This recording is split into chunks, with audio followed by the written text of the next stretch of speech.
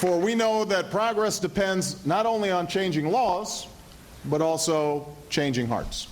Yes. And that real transformative change never begins in Washington.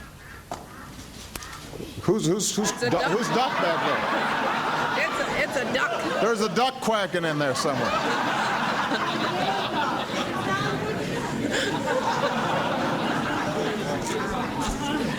Where do you guys get these ringtones, by the way? I'm just curious.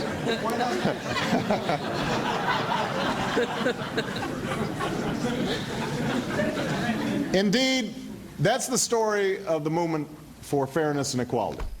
Not just for those who are gay, but for all those in our history who've been denied the rights and responsibilities of citizenship, who've been told that the full blessings and opportunities of this country were closed to them.